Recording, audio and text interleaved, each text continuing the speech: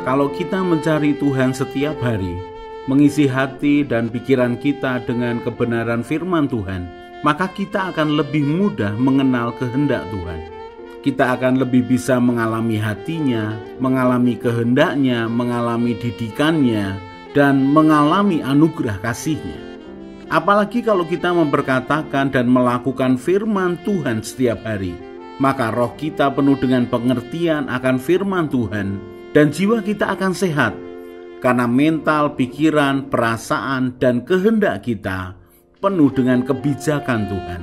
Mari kita merenungkan dan melakukan firman Tuhan setiap hari, supaya hidup kita sejalan dengan kehendak Tuhan, dan hidup kita memuliakan nama Tuhan.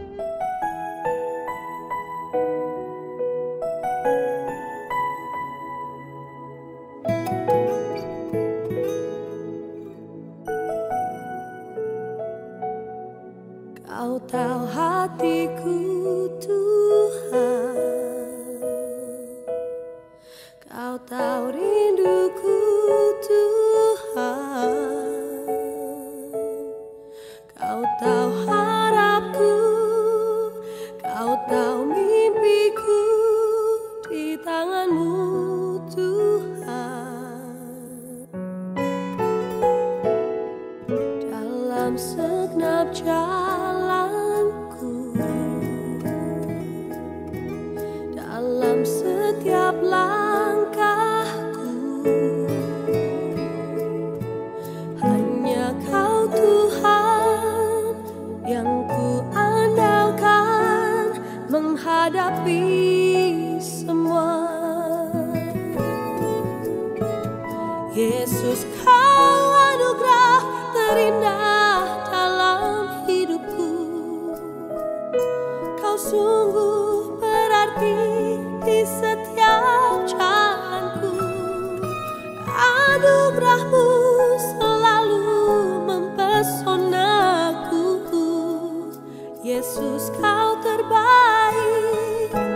Yesus, Kau termanis di dalam hidupku.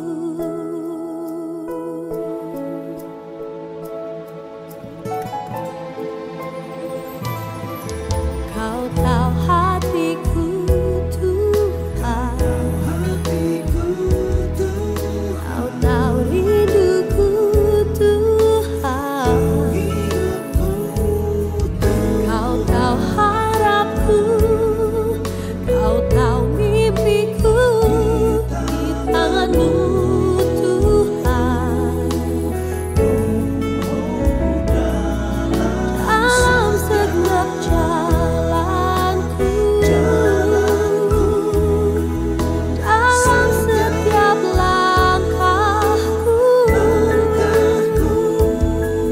hanya Kau Tuhan yang ku andalkan menghadapi semua. Yesus, Kau anugerah terindah dalam hidupku. Kau sungguh berarti di setiap jalanku, dan anugerah-Mu selalu mempesonaku. Yesus, Kau terbaik. Yesus, Kau termanis di dalam hidupku.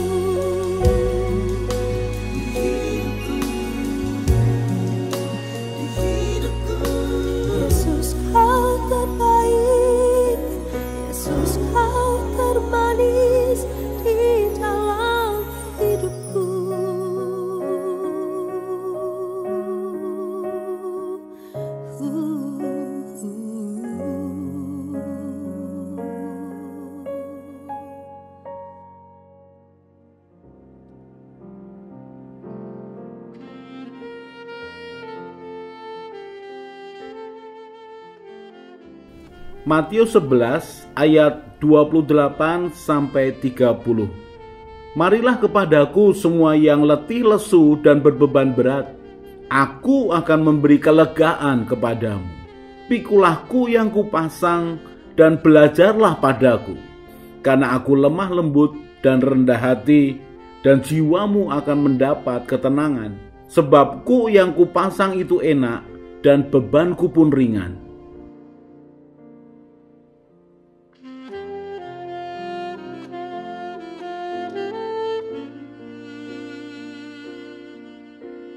Kalau kita membicarakan perceraian, maka yang terjadi adalah pro kontra di antara orang-orang percaya. Sebagian mengatakan dengan tegas bahwa Tuhan membenci perceraian dan Tuhan tidak menyetujui akan perceraian. Tetapi ada orang-orang yang lain yang mengkompromikan bahwa orang boleh bercerai. Saran saya adalah mari perhatikan kebenaran firman Tuhan. Apa kata firman Tuhan tentang pernikahan? Apa kata firman Tuhan tentang perceraian? Matius pasal yang ke-19 mulai ayat yang pertama. Setelah Yesus selesai dengan pengajarannya itu, berangkatlah ia dari Galilea dan tiba di daerah Yudea yang di seberang sungai Yordan. Orang banyak berbondong-bondong mengikuti dia, dan ia pun menyembuhkan mereka di sana. Ayat yang ketiga. Maka datanglah orang-orang Farisi kepadanya untuk mencobai dia. Mereka bertanya, apakah diperbolehkan orang menceraikan istrinya dengan alasan apa saja? Orang Farisi mencoba menjebak Tuhan Yesus dengan pertanyaannya. Dikatakan, apakah boleh menceraikan istri dengan alasan apa saja? Maksudnya, sang suami yang ingin menceraikan istrinya ini boleh mengajukan alasan apa saja. Tidak suka dengan bau istrinya, dia ceraikan istrinya. Tidak suka dengan jawaban istrinya, dia ceraikan istrinya. Tidak suka dengan pakaian yang dipakai oleh istrinya, dia ceraikan istrinya. Tidak suka dengan sikap istrinya kepada anak-anaknya, maka dia ceraikan istrinya. Tidak suka dengan hobi baru istrinya, dia ceraikan istrinya. Tidak suka dengan masakan yang dibuat istrinya, dia ceraikan istrinya. Orang-orang Farisi ini mencoba menjebak Tuhan Yesus dengan menanyakan, apakah diperbolehkan orang menceraikan istrinya dengan alasan apa saja? Kemudian Tuhan Yesus menjawab, Matius 19 ayat yang keempat. Jawab Yesus, tidakkah kamu baca bahwa Ia yang menciptakan manusia sejak semula menjadikan mereka laki-laki dan perempuan? Ayat yang kelima, dan firman-Nya, sebab itu laki-laki akan meninggalkan ayah dan ibunya dan bersatu dengan istrinya sehingga keduanya itu menjadi satu daging. Demikianlah mereka bukan lagi dua melainkan satu. Karena itu apa yang telah dipersatukan Allah tidak boleh diceraikan manusia. Tuhan Yesus mengingatkan akan proses pernikahan di kitab Kejadian. Mereka dua menjadi satu, dan apa yang dipersatukan Tuhan tidak boleh diceraikan oleh manusia. Apalagi menceraikan istri dengan alasan apapun. Tuhan mengatakan, seumur hidup mereka tidak boleh dipisahkan. Karena apa yang dipersatukan Allah tidak boleh diceraikan manusia. Kemudian orang-orang Farisi ini menjawab Tuhan Yesus. Matius 19 ayat yang ke-7. Kata mereka kepadanya, jika demikian, apakah sebabnya Musa memerintahkan untuk memberikan surat cerai jika orang menceraikan istrinya? Ayat yang ke-8. Kata Yesus kepada mereka, karena ketegaran hatimu Musa mengizinkan kamu menceraikan istrimu, tetapi sejak semula tidaklah demikian. Tuhan Yesus katakan, sejak semula tidak demikian, sejak semula tidak ada perceraian. Tetapi karena ketegaran hatimu, Musa mengizinkan kamu menceraikan istrimu. Kira-kira apa yang terjadi pada waktu Musa dengan orang-orang Israel? Dalam pengembalaan Musa kepada orang-orang Israel per suku dikelompokkan satu demi satu, dan terjadi interaksi antara satu dengan yang lain, antara yang bujang dengan yang bujang, antara yang menikah dengan yang menikah, antara yang bujang dengan yang sudah menikah. Perkenalan demi perkenalan itu memunculkan akan masalah tertentu, masalah yang umum terjadi dalam masyarakat. Orang bisa kecewa dengan pasangannya, kemudian menceritakan kasusnya kepada orang lain. Dan ketika diceritakan semakin hari semakin banyak, maka mereka mengalami ketertarikan dengan orang lain selain suami atau selain istrinya. Lalu karena ketegaran hati, keinginan daging, maka dia mulai meninggalkan pasangannya untuk membangun hubungan dengan satu orang ini. Dan ini terjadi pada puluhan bahkan ratusan orang di antara sekitar 2 juta lebih orang Israel.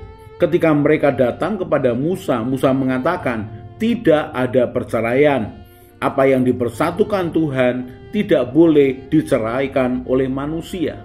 Maka mereka pulang ke kemahnya dan mereka melakukan apa yang sudah mereka lakukan sebelumnya. Mereka meninggalkan pasangannya dan mulai membangun hubungan dengan orang lain.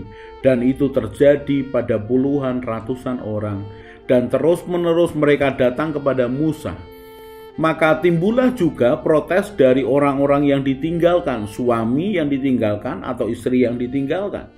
Lalu mereka menanyakan kepada Musa, apa yang terjadi? Suamiku sudah meninggalkan aku selama 6 bulan, kemudian hidup dengan orang lain. Sungguh perbuatan yang memalukan akan keluarga kami. Lalu Musa mendengar orang lain juga mengatakan yang sama. Dan ketika Musa meminta mereka untuk kembali kepada istrinya, maka mereka berkeras hati. Karena ketegaran hatimulah Musa mengizinkan engkau memberikan surat cerai kepada istrimu. Musa mengatakan, pada mulanya tidak demikian. Tetapi karena ketegaran hatimu satu dengan yang lain, untuk mengatur akan hubungan kemasyarakatan di tengah-tengah orang Yahudi, maka Musa mengizinkan orang memberikan surat cerai kepada pasangannya. Saya baca sekali lagi Matius 19 ayat 7 dan 8. Kata mereka kepadanya, jika demikian, apakah sebabnya Musa memerintahkan untuk memberikan surat cerai jika orang menceraikan istrinya? Kata Yesus kepada mereka, karena ketegaran hatimu Musa mengizinkan kamu menceraikan istrimu, tetapi sejak semula tidaklah demikian. Tuhan katakan, sejak semula tidak demikian.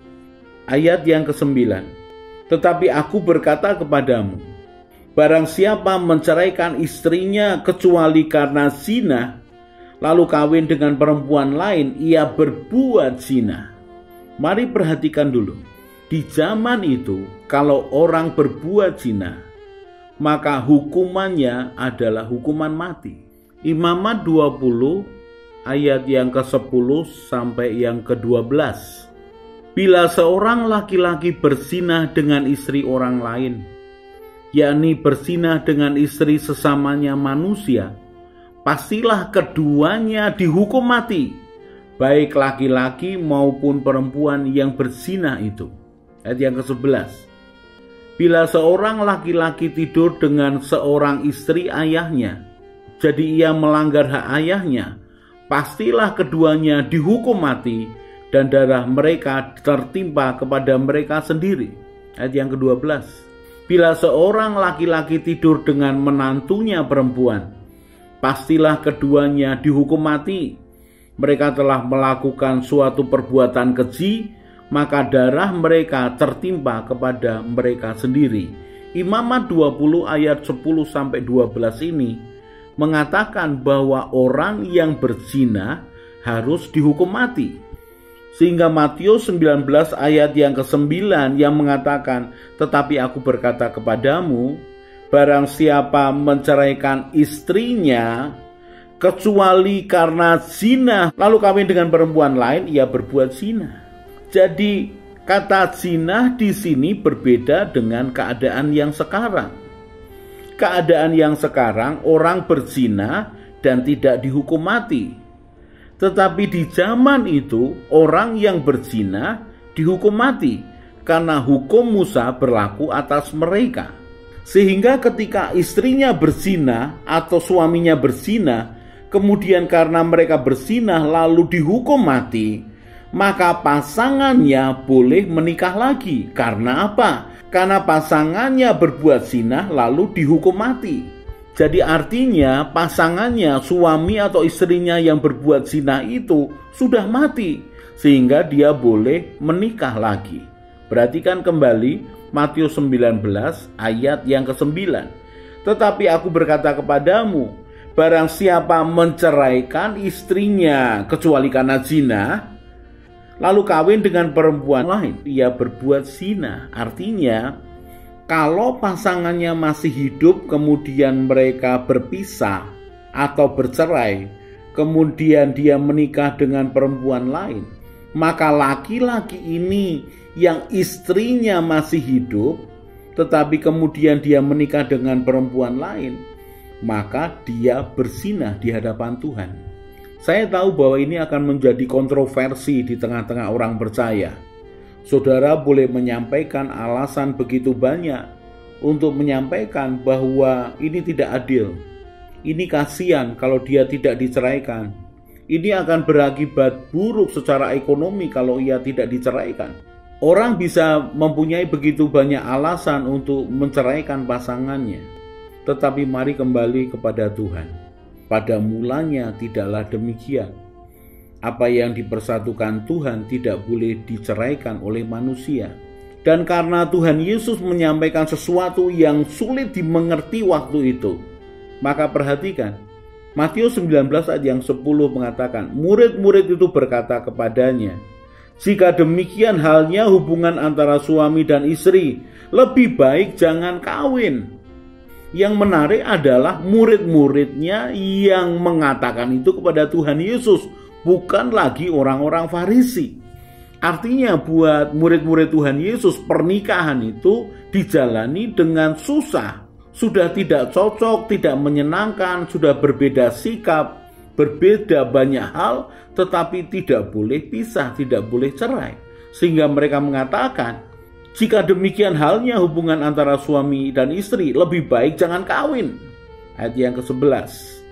Akan tetapi ia berkata kepada mereka, Tuhan Yesus berkata kepada mereka, tidak semua orang dapat mengerti perkataan itu, hanya mereka yang dikaruniai saja. Tuhan Yesus paham bahwa pengajarannya sulit untuk dipahami. Sehingga dia mengatakan, tidak semua orang dapat mengerti perkataan itu, hanya mereka yang dikaruniai saja. Ayat yang ke-12. Ada orang yang tidak dapat kawin karena ia memang lahir demikian dari rahim ibunya. Dan ada orang yang dijadikan demikian oleh orang lain. Dan ada orang yang membuat dirinya demikian karena kemauannya sendiri oleh karena kerajaan surga. Siapa yang dapat mengerti, hendaklah ia mengerti. Tentang pernikahan, apalagi perceraian, hanya orang-orang yang dikaruniai saja yang dapat memahami. Apakah saya dan saudara termasuk orang-orang yang dikaruniai sehingga kita memahami arti pernikahan dan tidak boleh bercerai?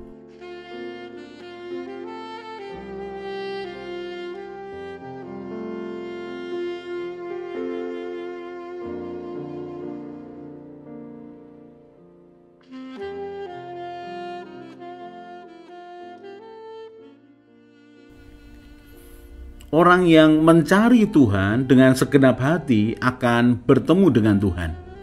Orang yang percaya, berharap, dan mengandalkan Tuhan setiap hari akan seperti pohon yang ditanam di tepi air. Ia tidak akan menderita melewati masa kering. Ia akan tetap bertumbuh. Hatinya bersukacita dan hidupnya terus berbuah. Karena harapannya kepada Tuhan Yesus yang telah menyelamatkan hidupnya. Dia hidup penuh iman dan semangat. Dan dia akan tertawa tentang masa depannya.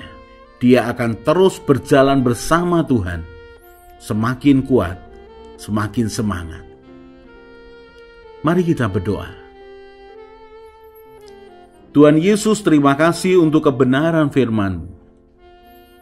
Tuhan Yesus, berikanlah kerelaan dan kesetiaan yang sama ketika Engkau melaksanakan tugas-Mu di dunia, supaya aku juga rela dan setia melakukan kehendak Bapa. Tuhan Roh Kudus penolongku, ajari aku semakin mengenal Tuhan Yesus dan mengenal Bapa surgawiku, supaya hidupku sesuai dengan rencana-Mu ya Tuhan, dan memuliakan nama-Mu. Bahwa aku berjalan mengikuti jejak-Mu ya Tuhan Yesus, Gembalaku yang baik. Ajari aku berjalan bersama Tuhan senantiasa. Amin. Saya Yosea Kristiono, Gembala Jemaat GKI Injil Keselamatan Semarang. Tetap percaya, tetap semangat. God bless.